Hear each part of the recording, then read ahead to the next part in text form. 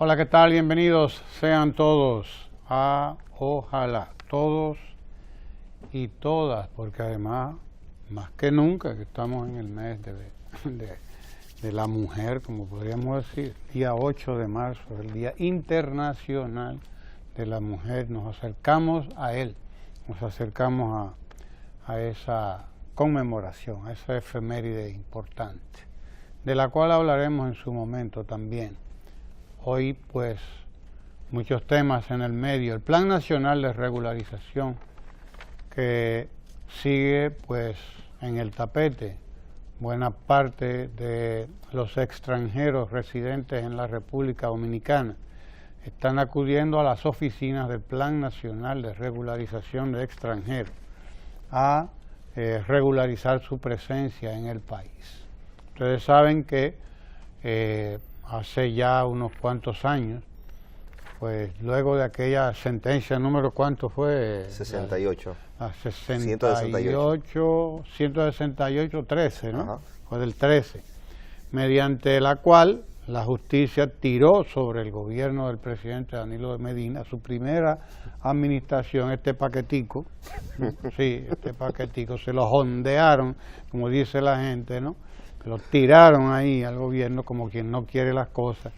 Esa sentencia 168-13, malhadada, y a mi modo de ver, malhadada, desde luego, pero una sentencia. Al fin y al cabo, pues no hay tutía. Y del órgano superior. Y del órgano superior, el Tribunal Constitucional, cuyas decisiones son vinculantes, sí, a todos los poderes públicos. Y además irremisibles. Irremisible, usted no puede echar para atrás, cosa que debía revisarse alguna vez en la Constitución dominicana, porque la verdad que esas son, usted crea superpoderes creados de manera artificial, que se colocan por encima del poder legítimo que debe ser el poder popular. Pero ese es un asunto, es una negación que precisamente deberá estudiarse y deberán considerarlo, no los técnicos, no los leguleyos, porque los leguleyos legislan para ellos también, al fin y al cabo. ¿Sabe cómo le llaman? Un suprapoder. ¿Sabe cómo le llaman? Con capacidad para darse su propia... espérese, no, eso hay que, ustedes los abogados tendrán que ver eso en su momento. Es que la Constitución va más allá de los abogados, pero usted sabe cómo le llaman al Tribunal Constitucional fuera de aquí, los legisladores negativos, porque igual que los legisladores, ellos legislan, pero no son electos por vía popular. Claro. Entonces ellos te dicen que no es ley. Claro. Entonces tienen la facultad de establecer que una ley viola la Constitución y esa ley carece de validez. Entonces, es una discusión muy vieja en el derecho constitucional, quienes ven al Tribunal Constitucional como una forma de frenar esa soberanía popular y establecer de crear situaciones. Ahora mismo el Tribunal Constitucional fue el que le dio el golpe de estado a Dilma Rousseff, prácticamente, en Brasil. Son ellos los que están decidiendo, y ¿se entiende? Entonces, hay que ver hasta dónde un poder artificial creado por legislaciones, no escogido democráticamente, no escogido por voto popular de millones de gente que votan y van, ¿me entiende? Puede, por Dios, ponerse, ¿hasta dónde una institución puede ponerse por encima de esto? No, yo entiendo que las decisiones deben ser tomadas de otra manera. Las decisiones de cierto calibre no pueden ser tomadas por 5 gente o 10 gente. Eso no puede ser. Pero bueno, esa es una discusión larga que uno verá en qué parará con el tiempo. Mientras tanto, eso es lo que tenemos. Usted no tiene nada que hacer ahí. Eso es lo que tenemos y eso es lo que hay que acoger y que respetar. Y el presidente, desde luego, un hombre institucional, un hombre respetuoso de la ley y un hombre respetuoso del sistema en el que está trabajando, pues nada, se acogió a esa decisión 168-13 y desde luego él tomó la decisión que tenía que tomar referente a esa decisión y desde luego puso en marcha el Plan Nacional de Regularización. Él aprovechó aquella decisión y dijo, bueno, vamos a aprovechar esta decisión que ha tomado este tribunal y vamos a regularizar la presencia de extranjeros en el país, tal cual lo establecía una legislación que ya existía antes, además, sí, que no se había puesto en marcha, también, que ningún presidente había querido echarse arriba a eso, ninguno antes de Danilo Medina quiso echarse arriba a eso, ni Balaguer, ni Jorge Blanco, ni nadie quiso echarse encima a eso, ni Guzmán, ni nadie, ni Leonel Fernández tampoco, que tuvo 12 años, pasó por ahí, ¿no? En 12 años no quiso echarse arriba a esa canana, se la echaron a Danilo Medina y Danilo Medina la asumió, se la echó en los hombros y dijo, bueno, pero aquí lo que hay que hacer con esto es primero aplicar la decisión del Tribunal Constitucional y segundo, crear las instancias que no existían, algunas de ellas, aunque estaban, como el Instituto del Extranjero, no recuerdo, tiene un nombre, que lo mandaba el reglamento de la ley de extranjería, ley de inmigración, no recuerdo cuál es, y entonces él creó el instituto, etcétera, etcétera, etcétera, y además de eso, mediante el decreto 69, 13, 14, no recuerdo, uno de esos, un decreto por ahí mismo, el 14, mediante decreto, pues decidió que se llevara a cabo el Plan Nacional de Regularización de Extranjeros, no solamente de haitianos, no, regulación de extranjeros en sentido general, y desde luego ahí entraron a regularizar su presencia en el país, pues tanto europeos como sudamericanos, centroamericanos, y desde luego el grueso de la población extranjera en la República Dominicana, que es la población haitiana, ingresó ahí, empezó a regularizar su condición en el país. Empezaron a regular su estatus, porque no existían legalmente. Yo creo que el presidente Danilo Medina, con el plan de regularización, no solamente mitigó un riesgo que creaba esa sentencia, porque esa sentencia tenía elementos que podían comprometer la responsabilidad internacional del Estado.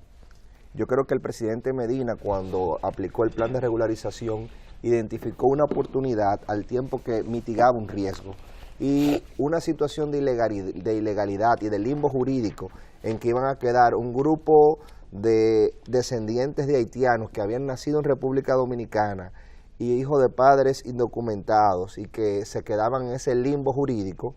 Se creó una posibilidad de que ellos no quedaran en ese limbo y se pudieran integrar de manera legal a la vida dominicana, respetando siempre nuestra soberanía. Entonces, ese plan de regularización tuvo esa virtud, tanto mitigar un riesgo como crear una oportunidad y enfrentar ese problema que nunca antes había sido enfrentado, con una realidad tan compleja como la que tiene República Dominicana, que comparte una isla con el país más pobre del hemisferio. Y ese país más pobre del hemisferio tuvo una catástrofe donde murieron más de 1 millón de personas en el 2012. O sea, la gente no entiende la magnitud del terremoto de Haití, un país tan débil, y lo que significó para República Dominicana esa presión migratoria. Entonces, en medio de esa presión migratoria se da esa sentencia, y en medio de esa sentencia y esas situaciones de ilegalidad se hace un plan de regularización que enfrenta ese problema de décadas, esa irresponsabilidad de décadas, y nos protege de comprometer nuestra responsabilidad internacional. Así mismo, el presidente asumió el papel que tenía que asumir y desde luego permitió que, o creó las condiciones para que alrededor de 250,000 personas, porque eran gente no solamente de Haití, había europeos, había del Caribe, de las diferentes islas del Caribe, cubanos, había venezolanos, había salvadoreños, mexicanos, había de todo ahí, como en botica, que estaban aquí en situación ilegal. Una buena cantidad de europeos incluso había, hasta rusos había que se acogieron a ese plan. Conozco también algunos rusos que estaban aquí de manera... Vascos también. En fin, y que legalizaron su situación en el país. Ese fue un plan abarcador, un plan modélico además, porque se aplicó en un periodo de tiempo récord, con presencia aquí además de organismos internacionales, de la ONU, de la OEA, y en medio de una situación en la que la comunidad internacional, una parte de esa comunidad internacional, no comprendía incluso lo que estaba ocurriendo en el país, incluso algunos de ellas, como el señor Almagro, se atrevían a hablar por boca de ganso, por lo que le contaban o por lo que oían, sin venir aquí a ver qué era lo que se estaba haciendo. Aquí ocurrió un plan modélico, un modelo de plan de regularización de extranjeros. Gracias a ese plan de regularización de extranjeros, al cual le dedicaremos un tiempo ahorita en nuestra conversación con Ramón Tejada Holguín, ese plan nacional de regularización de extranjeros permitió que todos esos extranjeros en la República Dominicana no solamente legalizaran su estatus, sino que pudieran vivir como gente decentemente, primero. Segundo, pudieran trabajar y pudieran pagar sus impuestos al Estado como deben hacerlo, Y tercero, permitió que se separara al grano de la paja. Permitió que se separara el grano de la paja, y que por lo tanto, es decir, permitió que se viera quién está de manera legal en el país y quién está de manera ilegal en el país. Porque usted, el que no tiene su documentación al día, está de manera ilegal. Actualmente, en este momento precisamente, se está llevando a cabo el proceso de actualización de los papeles o de renovación de los papeles de residencia o de visado, etcétera, en el país, de la parte de la población que se acogió a ese Plan Nacional de Regularización. Actualmente, tanto Migración como el Ministerio de Interior y Policía y todas las instituciones que tienen que ver con eso, tienen sus oficinas funcionando en los distintos puntos del país, haciendo que toda esta gente que ya le toca la renovación de sus papeles, pues vayan a renovar sus papeles, a pagar sus impuestos, a ponerse al día y a justificar su presencia en la República Dominicana, porque son trabajadores. No nos olvidemos que nosotros también somos un pueblo que emitió, que expulsó de su país hace décadas a una cantidad importante de dominicanos. En Puerto Rico vive casi 1 millón de dominicanos, que tengamos idea. Casi 1 millón de dominicanos que llegaron allí en Yola, como decía la gente, agua adelante y agua atrás, doble A. Así era que decía la gente. En doble A se iba la gente, con agua adelante y agua atrás. Es decir, ilegal. Todos los que tenemos ya una edad madura, como Guillermo, ¿verdad? Y yo también, desde luego. Recordamos aquellas yolas que salían de aquí, óigame, atiborradas de gente. Y recordamos la mafia que había aquí montada, llevando gente en yola para Puerto Rico. No eran dos, no son, es más, probablemente es difícil encontrar una familia dominicana que no tenga un pariente en Puerto Rico o en Estados Unidos, sea en Nueva York, en la Florida, donde sea, pero en Estados Unidos, porque Puerto Rico además es territorio también estadounidense, solo que para Puerto Rico usted se puede ir en yola. Es más fácil cruzar el Canal de la Mona que salir por aquí, por el Canal de los Vientos de Jamaica, atravesando Cuba y llegar a la Florida. Es muchísimo más difícil. Entonces la gente prefería salir por Miche, por Nagua y por toda esa zona de por ahí arriba hacia Puerto Rico. Samaná y toda esa zona, pues Higüey, era zona de salida de dominicanos y dominicanas. Y yo creo, no solamente que no hay prácticamente una familia dominicana, no la hay una familia dominicana que no tenga, aunque sea un primo, en Puerto Rico o en Estados Unidos. No lo hay, no la hay, búsquela para que usted vea que no la hay. Y algunos emigraron hacia Venezuela, que estaba en la época de la fiebre del petróleo, y otros emigraron hacia otros sitios, pero sobre todo hacia Venezuela emigraron mucho, porque tengo familiares que emigraron hacia Venezuela, por ejemplo, para que usted entienda de qué estamos hablando. O sea, nosotros éramos y fuimos hasta hace poco un pueblo emisor de emigrantes. Un pueblo de emigrantes, gente que estaba yéndose de aquí, porque las políticas de Balaguer y las políticas después de los 12 años de Balaguer y los 8 del PRD no le dejaban a la gente otra salida, ese era el futuro que veían aquí muchísimos dominicanos, millones de dominicanos, más de 2 millones hay en Estados Unidos nada más. En Puerto Rico hay 1 millón, en números redondos. Lo cuentan allá, lo tienen censado en alrededor de 900,000. Ese es el censo. Pero hay un subregistro, entienden ellos en Puerto Rico, que hay un subregistro de eso, que son muchos más, es decir, que son 1 millón más o menos, lo que hay en Puerto Rico, para que entendamos que es la pobreza la madre de la emigración, es la pobreza. Y entonces, bueno, nosotros tenemos aquí también emigrantes o inmigrantes de todos los lados ahora. Ahora tenemos inmigrantes incluso de clase media y de clase media alta que han salido huyendo de Venezuela y los tenemos aquí. Entonces, este Plan Nacional de Regularización vino a ser la respuesta idónea, la respuesta a un problema que teníamos de muchas décadas,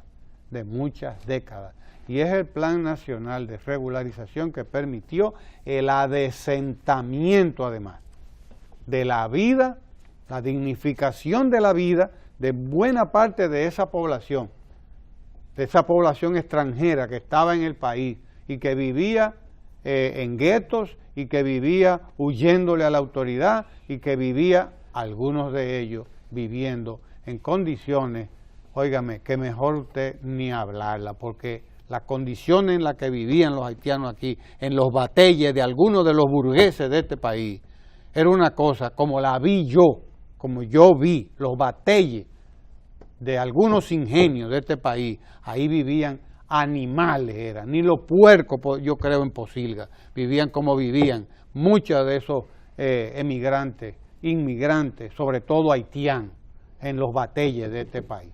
Ese Plan Nacional de Regularización del presidente Danilo Medina fue un plan serio, además que hizo que el país se metiera en un lío, óigame, porque hubo que algo que no estaba ni siquiera presupuestado en el presupuesto del 2013-2014, porque eso no estaba en el presupuesto del 2013, para que entendamos, ni en el del 2012 cuando llegó el presidente ahí y le jondearon arriba a esa canana. Tuvo que buscar de abajo, sacar de abajo más de 3,000 millones de pesos invertidos en ese Plan Nacional de Regularización de Extranjeros. Fue Danilo Medina el que se echó eso encima, que no se lo echó ni Leonel Fernández, repito, ni Jorge Blanco, ni Balaguer, en todos los gobiernos que tuvo, que fueron 22 años que estuvo gobernando este país Balaguer. Ninguno quiso hacerle frente a esa situación. Fue Danilo Medina quien lo hizo, desde luego. Y por eso ustedes ven que estamos actualmente en ese proceso ahora mismo de renovación de papeles, etcétera, que permite que el Estado pueda recuperar parte del dinero que ha invertido con el pago que está haciendo esta gente ahora de sus derechos, derecho al visado, derecho al pasaporte, el derecho a la residencia, los que tienen la residencia, a la ciudadanía, los que tenían derecho a la ciudadanía, etcétera, pero pagando los impuestos, además de pagando los impuestos los que trabajan, que tienen que pagar sus impuestos en la República Dominicana. Y por eso también merecen respeto, porque contribuyen al fisco de una u otra manera. Es bueno que lo sepamos eso. Sí, cuando usted menciona ese tema, buenos días amigos de Ojalá, buenos días Guillermo, profesor. Cuando usted mencionaba el tema de Puerto Rico, yo recuerdo en los años 90, siendo yo un adolescente, un amigo del sector, del barrio, que no voy a mencionar su nombre, que iba con tanta frecuencia a Puerto Rico, que ya los guardias cuando lo detenían le decían, ¿y cómo tú estás?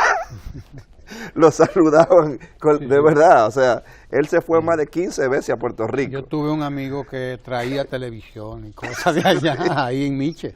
allí en Miche. Y se hizo amigo de la gente, de los guardias de migración. Señor. Porque esa era la única vez que llegó y pisó tierra, se quedó durmiendo cerca de lo cansado que estaba y lo detuvieron. Y esa era la lamentable realidad, y solamente hay que ver que las primeras películas dominicanas, y el arte es un reflejo de la vida cultural de un pueblo, tratan el tema de la migración. Fíjense Pasaje de Ida, cómo la gente se metía dentro de un barco de polizón capaz de perder su vida, como pasó en esa tragedia del Regina, que fue llevada al cine en una época innovadora, porque el cine dominicano tiene que contar a partir de esa película, Pasaje de Ida. Después hubo una película que se llamó Por fin llegó Balbuena, donde el personaje que encarnaba Luisito Martín, cuyo sueño siempre fue irse del país, un personaje que se crea a finales de los 70 y de los 80, producto de la desesperanza que significaba estar en República Dominicana en ese momento de contracción de la economía y de todo lo que había pasado. Recordemos lo que pasó en 1984, cuando de buenas a primeras los salarios quedaron reducidos en un 300% frente a la inflación que hubo de todos los productos. Y ante esa situación nos encontramos con una migración masiva. Pasaje de Ida, como dije, Por fin llegó Balbuena, e inclusive hay una película dominicana que se llama Sugar, que trata el tema de la pelota desde el punto de vista del fracaso. O sea, hemos visto como muchos de los dominicanos se hicieron grandes estrellas en las grandes ligas, pero hay una gran cantidad que no pudo llegar a grandes ligas, que se quedó en el camino, y muchos de ellos se quedaron ilegales también en Estados Unidos. Y esa película retrata esa situación que vivieron los dominicanos, producto de la falta de oportunidades que hemos tenido históricamente. Pero cuando se habla del tema haitiano, yo veo muchas personas hablando ya no del punto de vista de que se cumpla la ley, sino tratando de revivir las pasiones más primitivas que tiene un ser humano. Yo quisiera compartir estos versos de Jacques Vieux, que decían: ya no es necesario atar al hombre para matarlo, basta con apretar un botón y se disuelve como montaña de sal bajo la lluvia. ¿En qué preciso momento se separó la vida de nosotros? ¿En qué lugar? ¿En qué recodo del camino? Jacques Vieux fue un poeta haitiano que peleó en la Revolución de Abril de 1965 y dio la vida por una causa que no era la suya, de defensa de la soberanía. A propósito, el profesor Juan Bosch en el año 1963, al hablar de patria, había dicho, y me permito leerlo, que el patriotismo es un instinto, pero su ejercicio solo se justifica cuando conduce al bienestar general. A 100 años del 16 de agosto de 1863, el pueblo tiene más categoría, más importancia y más valor histórico. Al pueblo nos debemos todos, y como al pueblo de un siglo atrás se consagraron los héroes de la Restauración, todos unidos en un mismo propósito de libertad primero y de progreso después. O sea, el profesor Juan Bosch estaba hablando que el contenido de la patria solamente se fortalece y se justifica cuando hay un progreso social, cuando esa patria, ese sentimiento es seguido de una política social, cuando es seguido de un bienestar general de la gente, cuando es seguido del concepto de pueblo. Entonces, no habíamos hablado, yo no había podido coordinar el tema que iba a tratar hoy con el profesor. Yo iba a comentar con ustedes una noticia que me parecía muy importante, que tenía que ver con unas declaraciones que había dado el ministro de Trabajo, José Ramón Fadul, que iban en el mismo sentido. Él venía diciendo que se iba a aplicar la ley de un 80-20. ¿Qué es eso de la ley 80-20? El Código de Trabajo establece, y siempre lo ha establecido desde 1992, cuando se promulgó, que el 80% de la mano de obra debe de ser dominicana y un 20% debe de ser extranjera. Y establece una sanción para eso. Puede ser. Puede ser extranjero, o debe ser. O sea, ese es el carácter ideal que tiene la norma. Sin embargo, la realidad es que eso nunca se ha podido cumplir porque la ley no opera en el vacío, la ley opera sobre una realidad social. Entonces, me parece significativo que conectemos esa declaración que ha dado el ministro de Trabajo, José Ramón Fadul, sobre cómo se va a aplicar la ley, cómo el sector privado debe de cumplir la ley, que si nos vamos a lo que establece como sanción, son 20,000 y pico de pesos, porque lo que establecen son una sanción de 6 salarios mínimos. Sin embargo, esa sanción parece que no estimula lo suficiente y debe incentivarse. O sea, este tema es un problema no solamente desde el Estado y desde el gobierno, sino la empresa privada que contrata a mano de obra en condiciones de vulnerabilidad, también tiene que poner de su parte, ya que se ha hecho un plan de regularización de extranjeros, ya que hay una política integral que no solamente va con el tema de la Dirección de Migración, con el reforzamiento de la frontera, sino ya que se ha hecho progresivamente, ahora toca el tema del trabajo.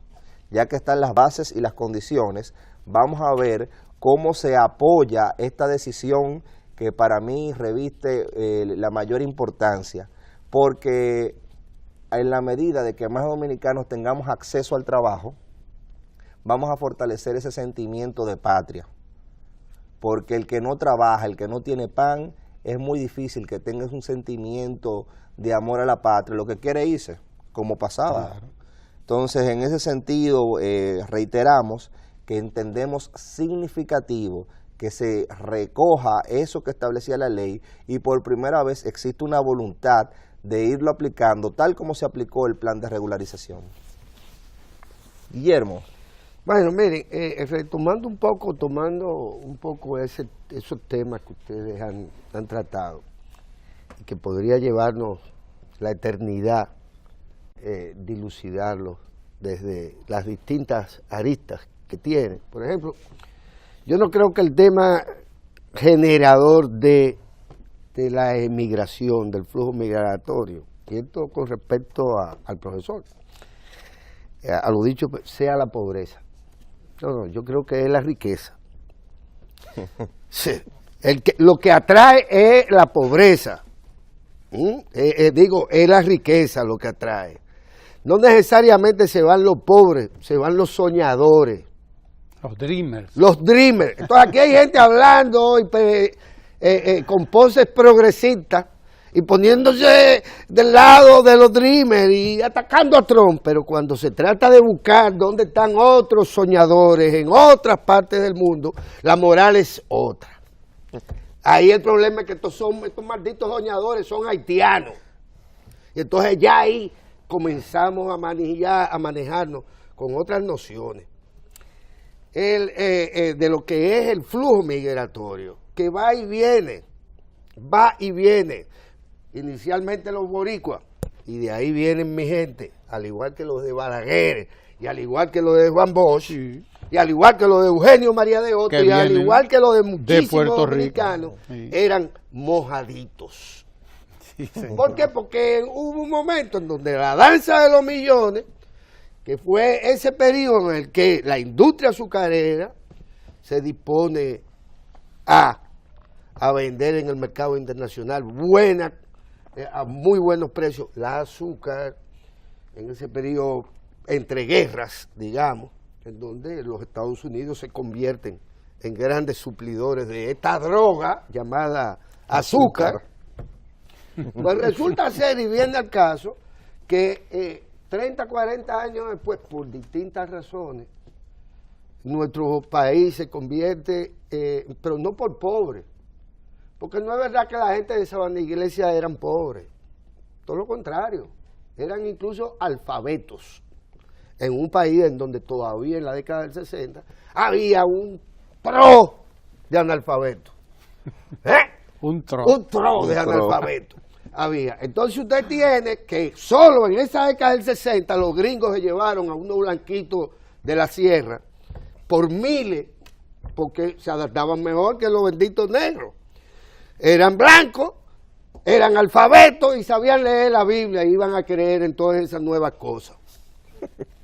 Y en la década del 60 Estados Unidos, Nueva York y Boston y todo eso se llena de dominicanos. ¿Qué? Pobres, no, soñadores. Boston es Banilejo. Boston es Banilejo. Sí, y si te metes, entonces hay otro momento, que es el que tú describes, que es que la política de inversión en infraestructura de varilla y cemento de Balaguer a partir del 74 se desacelera, pero nosotros ya teníamos un montón, miles de trabajadores de la construcción que habían desarrollado habilidades, destrezas para eso. Y entonces, ¿para dónde van? Para donde está la riqueza, no la pobreza, para Venezuela. ¿Y de Venezuela para dónde fueron? Cuando en Venezuela por alguna razón se deprime la construcción y no querían seguir jugando caballo en Caracas, se van para Estados Unidos. Para Estados Unidos, a la construcción, a ganar dinero, porque son esas atracciones, esos polos económicos de atracción, lo que determinan la migración.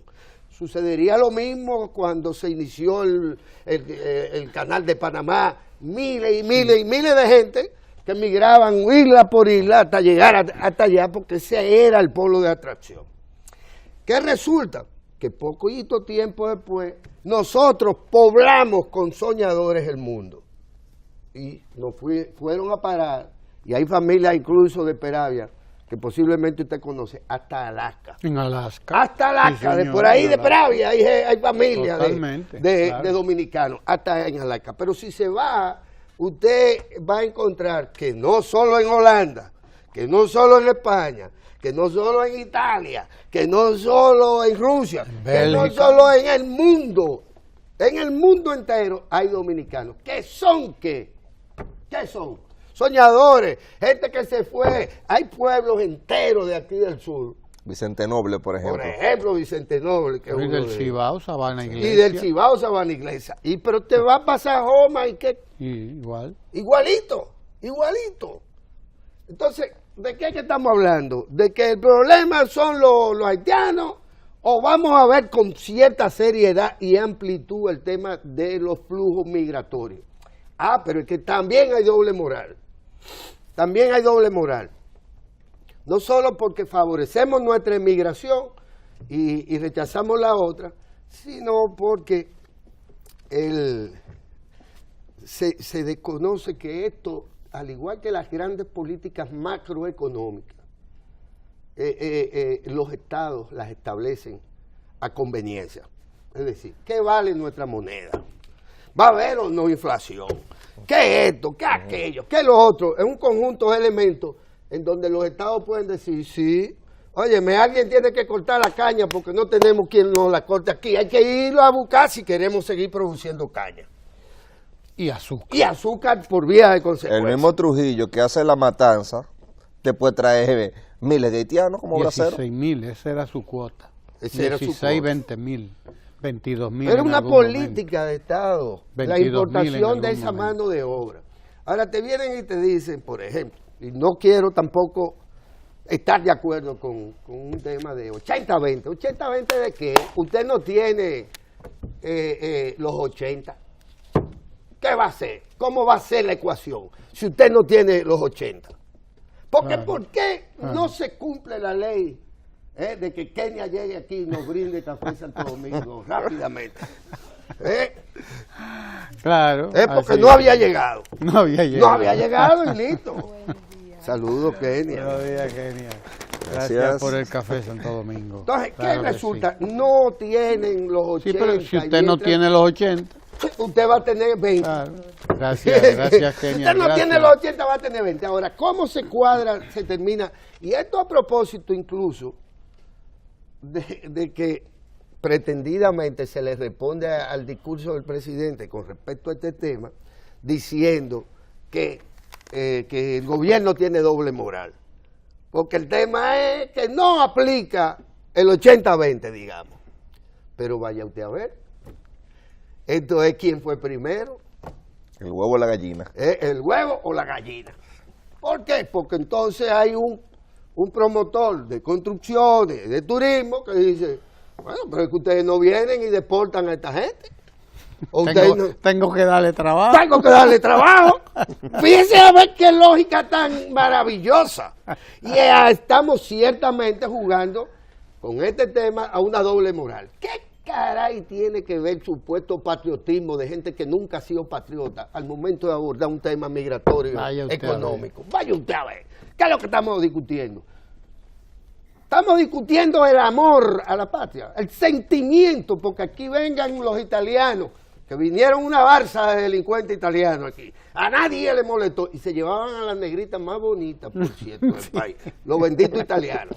Porque los alemanes venían y se llevaban a las negritas más feas del país. Y así usted va buscando las cosas. Y resulta, sí, y Boca Chica se llenó de ancianos italianos y a nadie le molesta ir a Boca Chica a ver todos esos viejos italianos, degenerados muchos, detrás de niños y de niñas. Y todo el mundo aquí lo sabe. Ah, no, pero eso no molesta. Eso es un bolsón que podemos dejar después que dañaron Sosúa. Después que dañaron Sosúa, y no por el 80-20. Entonces, este tema ni es patriótico, no tiene nada que ver con la patria. La gente no deja de tenerle amor a su patria, aunque se vaya y no vuelva nunca más que convertido en cenizas. Como lo hacen los chinos. Regresan a su terruño convertidos en cenizas porque nunca perdieron el amor a la patria. Entonces aquí no estamos discutiendo el patriotismo. Cuando se viole la soberanía nacional, no por los benditos haitianos, sino por los que siempre la han violado a través de la historia, yo estoy seguro que no vamos a ver a ningún bufete de abogados defendiendo la soberanía nacional. Por ejemplo, ni a los grandes empresarios de este país que se han beneficiado, como muy bien señalaba Ramón, de estos negocios, que es lo que son. La mano de obra es un componente del negocio, es un componente de la producción. Y usted no puede producir sin mano de obra, a menos que la sustituya con máquinas, con robots, con máquinas. Con computadoras, como lo están haciendo ahora los europeos. Como lo están haciendo los europeos ahora, sustituyendo mano de obra con máquinas. Claro. Que ahora van a tener un problema de desempleo. Que lo tienen hace rato, porque los alemanes tienen una jornada laboral más baja para que no haya mucho desempleo. Claro. Y para frenar la importación de turcos. Bien. Sí, porque es así. Para frenar la importación de turcos. Ahora, que de turcos, que no árabe convertido en turcos, de turcos. De turcos. Sí. Ahora, ¿a dónde va? ¿Qué es lo que pasa? Que aquí hay gente que todo lo confunde para confundirnos, cuyo propósito y misión y visión, ¿y qué más? Los tres golpes esos que repiten. Misión, visión y valores. Misión, valores. Y tienen harto a la gente con eso. Porque son los clichés. Pero ¿cuál es la misión de cierta gente? Por ejemplo, miren esto. Según este editorial de esta revista comercial, dice: ojalá la lección de estos días, que los entendidos, hablando de Sergio, afirman, los entendidos, Sergio y comparte. Sí, comparte los entendidos. Los entendidos afirman que no es más que un pleito intratendencia en el partido de gobierno, sirva para traer la paz en el campo educativo, para que no se siga perjudicando a quienes deberían ser sujetos de la preocupación de todos los estudiantes. Y usted dice, pero qué gente más entendida. Entonces son entendidos entendibles. Entendidos entendibles. ¿Por qué? Porque hay que tener una gran capacidad y una gran imaginación para suponer que ese conflicto que enfrenta la resistencia al cambio, que enfrenta el status quo a la voluntad de la sociedad de transformar la escuela dominicana y como tal transformar al magisterio en todo el sentido de la palabra, pero como parte de un proceso que los involucra como actores principales del mismo. Se trata de que ahora que es una lucha entre danilistas, de que porque Hidalgo es danilita y Camacho también y Navarro también. Entonces ya usted reduce el problema de la educación dominicana y el conflicto a una lucha intracosa, intratendencia o intragobierno. Porque usted puede, como los abogados hábiles y tremebundos, ¿qué te pasa con los abogados? Usted puede tergiversar la realidad cuantas veces usted quiera. Como el tipo que violaba mujeres ahí en Hollywood. Y entonces el abogado dice, en su defensa, dice que no, que el cambio de sexo por trabajo no es acoso. Ya, está dicho, eso lo dijo un abogado. Pura genialidad también. Eso es intercambio. Usted puede agarrar y tergiversar la realidad como lo hacen estos cuando manipulan los temas. Entonces, una cuestión que debería estarse diciendo, la lección es que el sindicato no ha podido doblarle el brazo al ministerio porque la sociedad está acompañando la voluntad política del ministro en el entendido de que la escuela dominicana atraviesa por estas transformaciones a las que se opone el status quo. ¿Cuál es el status quo? Óigame una cosa, ahí hay un compañero que ha dicho,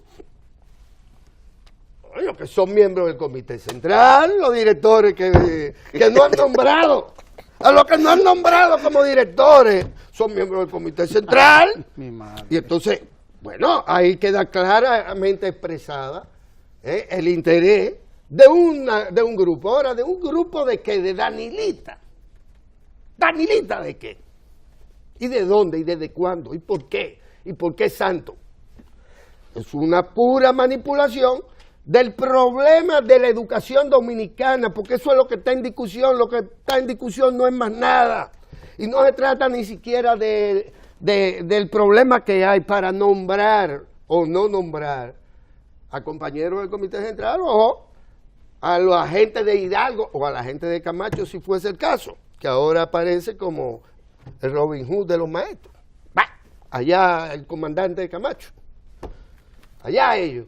Pero la realidad es que la sociedad le está dando el seguimiento y acompañamiento a este proceso de transformación de la escuela dominicana, que lidera ciertamente el Ministerio de Educación a partir de una concepción integral sobre el tema del programa de gobierno del presidente Danilo Medina y sus metas en el área de la educación, que no, como tampoco era, también era mentira lo que se decía en su momento, que no, que lo que se quería era construir aulas, pero que eso no es lo importante, construir aulas. No, claro. No, en una escuela dominicana de 3 tandas.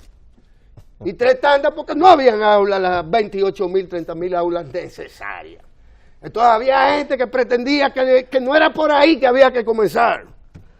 O que ese proceso no era simultáneo a todos los demás procesos de formación de maestros, de adecuación del aparato productivo vía las MIPYMES para que se supla todo lo que demanda hoy la escuela dominicana. Porque no traíamos los uniformes de China, y no habían suplidores, ni siquiera los famosos suplidores aquellos del mangú de Hipólito Mejía, que le cogió con que la gente lo que tenía era que desayunar mangú en la escuela, qué cosa. No había nada todavía, pero el proceso va integralmente ajustando, como si fuera un juego de Lego, va ajustando las piezas hasta poder decir tenemos una escuela nueva en el país, con las aulas necesarias, con los maestros necesarios, con el currículum necesario, para que en un tiempo necesario podamos no evacuar, como dicen los abogados, que es un término tan feo, sacar al mercado a un producto bueno, ¿entiendes? Salido de una escuela con capacidad para no hacer vegetar a los muchachos, sino para estimularlos y desarrollarlos en sus capacidades y potencialidades. De eso se trata. Ahora, aquí hay gente, insisto, y podemos irnos al terreno que fuese a discutir estos temas, pero con más seriedad, no asumiendo que esto es un tema intracorriente. Sí. No, mira, a propósito de eso, en el día de ayer se acaba de entregar, acaba de inaugurar el presidente Danilo Medina el edificio del programa República Digital Educación. Un edificio ahí está, República Digital Educación, con todas las de la ley.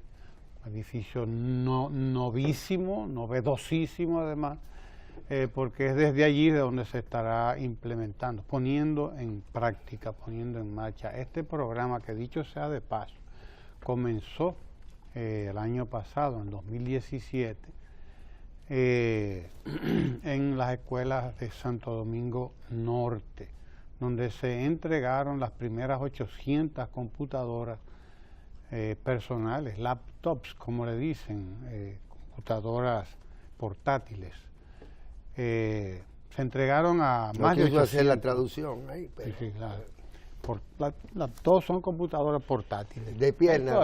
Computadora de pierna, le dicen algunos, pero nadie se la pone en la pierna. Antes sí. Aunque se la puede poner en la pierna. Pero es una computadora portátil que usted se la trae y se la lleva para donde usted quiera. Es lo contrario de la PC, como le llaman, que es la de escritorio. Sí, la de computadora personal. La computadora personal de escritorio. La que es verdaderamente personal es, que eso usted se la puede llevar para donde quiera, aunque desde luego el computador que está entregando el Estado Dominicano a través del Ministerio de Educación, es un computador que se queda en la escuela. Tengo entendido que no se lo llevan a la casa los muchachos, aunque en algún momento podrán y deberán llevárselo a la casa. Pero tienen un dispositivo donde lo dejan en la escuela, como pueden dejar también otros útiles en esa casilla, que hemos importado un término del inglés, el término locker. Bueno, es que ellos fueron los que fabricaron los lockers primero, entonces claro, se ganaron poner el nombre. El nombre. Esa es la verdad, se impone la realidad. El locker es una casilla, un asegurador, donde usted coloca lo que va a dejar en el lugar. Entonces, ahí comenzó el programa República Digital a aplicarse. En la escuela Francisco Camaño Daño, ahí en Santo Domingo Norte, el año pasado, eso fue en noviembre, por ahí, alrededor de noviembre, donde además de entregar la escuela remozada, nueva, se entregaron las primeras 800 tantas computadoras. Para este año, el año 2018, el presidente de la República se ha comprometido a entregar nada más y nada menos que 800.000, 900.000 computadoras. Usted entenderá que entregar casi 1 millón de computadores es un compromiso serio, un compromiso grande. Necesita un espacio, además, ese programa desde el cual aplicarse, desde el cual administrarse, y en el cual esté todo el personal de un programa vasto, de un programa importantísimo, que tendrá que dirigir y administrar la expansión de el mismo fenómeno, el mismo programa a toda la escuela nacional. Estamos hablando de tecnología, estamos hablando de software, es decir, de programas de computadora, que me imagino también manejarán lo que tiene que ver con la reparación de estos aparatos, porque es obvio que también hay que tener una capacitación de la gente, de todo el personal docente que va a estar distribuido en todas las escuelas del país. Y bueno, eso fue lo que se entregó ayer, ese edificio modernísimo,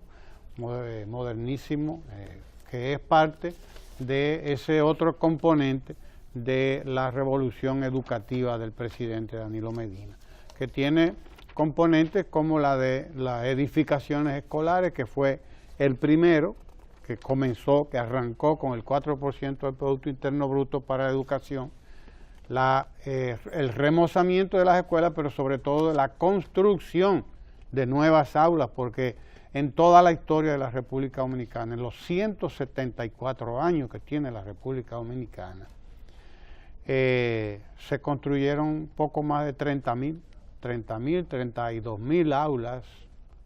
Eso era lo que tenía el sistema educativo dominicano. Había que, por lo tanto, construir esa misma cantidad para usted poder convertir la escuela dominicana en escuela de jornada escolar de tanda extendida. Y desde luego estamos ya alrededor de las 20.000 aulas, ya nos quedan mucho menos, nos falta mucho menos aulas y ya se está en el proceso de construcción de esas aulas, que deberá terminar ese componente de construcción en este año 18 probablemente, o a principios del año que viene. Termina el componente de construcción de nuevas aulas. El presidente hablaba de 28.000 nuevas aulas y eso es lo que habremos construido en este periodo de gobierno del presidente Danilo Medina. El segundo componente es el componente alimentación escolar, la constitución del Instituto Nacional de Bienestar Estudiantil, el INAVIE, el componente alimentación, el componente salud, porque usted no puede hablar de salud con gente mal comida. Entonces usted ve hoy que los estudiantes dominicanos, luego de 4 años de establecido el INAVIE y de este programa de alimentación escolar, el PAE, que es ese otro componente, están bien comidos, están bien papiados los muchachos. Y usted lo ve, usted va a la escuela y no ve un muchacho desnutrido, cosa que era común en la escuela dominicana, ver niños desnutridos. Y un niño desnutrido, no es verdad, no hay manera de que aprenda nada, no hay manera de que se eduque para nada, un muchacho desnutrido. Entonces el Estado tenía que garantizarle a los estudiantes de nuestro país comida, alimentación y salud, tenía que garantizarse. Segundo componente. Y el tercer componente es el de la República Digital. Digitalizar, computarizar la educación dominicana. La educación dominicana no puede estar al margen de lo que está ocurriendo en el mundo, que es una verdadera revolución digital lo que está ocurriendo. El computador, como decía Juan Bosch, ha transformado la economía, y él lo decía hace 30 años, ahora lo estamos mirando. Ese aparatico, decía él, va a transformar el mundo, y es verdad, ha transformado el mundo. Y nosotros no podemos estar ajenos a esa situación. Los pobres tienen derecho también a participar de esa revolución tecnológica, de esa revolución que patrocinan las tecnologías de la información y la comunicación, y ese era el tercer componente de la revolución educativa en la República Dominicana. Ese edificio que se inauguró ayer es el edificio que servirá de local, de establecimiento desde el cual se dirigirán las políticas que van a ese componente, al componente revolución educativa digital. ¿Qué quería decir? Sí, en ese mismo sentido, el Ministerio de Educación puso en la página web de ellos y difundieron los medios de comunicación el currículum de las 18 directores regionales que se han escogido. Y cuando usted ve el currículum de esos 18 directores regionales, usted se da cuenta de que tienen una maestría en alta gerencia pública, una maestría en gestión de información y un grado de especialización que va acorde precisamente a este tipo de cambios estructurales que está teniendo la República Dominicana y sobre todo el proceso educativo. No es posible que personas que no tengan ese nivel de destreza puedan dirigir un programa tan innovador, no solamente en República Dominicana, que como siempre hemos dicho tiene una deuda social muy atrasada, sino usted compara el programa de República Digital con otros países de la región, de América Latina, y usted va a ver el grado de innovación que tiene. Es un salto cuantitativo y cualitativo de la educación dominicana que, como usted señalaba, tiene esos componentes físicos, un espacio físico que se ha construido, que no existía, que como decía Guillermo, se aglutinaban en una misma escuela 3 escuelas.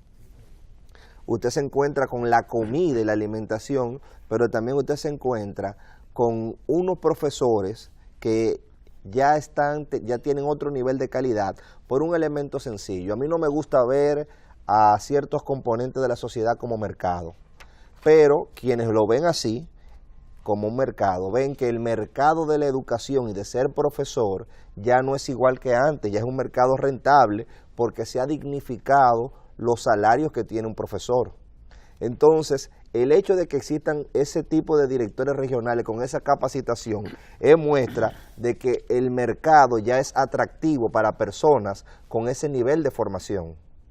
O sea, no solamente la democratización para que accedan, es que una persona que se iba a preparar en el exterior, y yo vi varios de ellos que tenían maestrías fuera del país, no quería volver a República Dominicana, y mucho menos una escuela pública, aún en el rango de director. Y el hecho de que ellos participen y concursen demuestra que ese mercado les resulta atractivo. Entonces, sin uno querer ver todo en forma de mercado, yo creo que ese solo dato le da a uno una idea de cómo ha ido cambiando la escuela dominicana cualitativamente, porque encontrar jóvenes con ese nivel de formación no era extraño, porque por lo general se iban al sector privado o se iban fuera del país. Entonces, en ese sentido, este programa de República Digital viene a complementar todo eso. Mire, Bueno, usted tiene... Sí, señor, tenemos a Ramón Tejada Holguín por ahí esperándonos ya, así que quédese ahí porque vamos a hablar ahora mismo con Ramón Tejada Holguín, director de la Se DIAP. puede usar el término, ¿verdad? Ajá, ¿cuál? Sinónimo de ramonear y hablar. Ajá, pues vamos a ramonear. Ramón Tejada Holguín, ahora mismo, no se mueva de ahí. De Ramón a Ramón. Y Ramón la peleadita.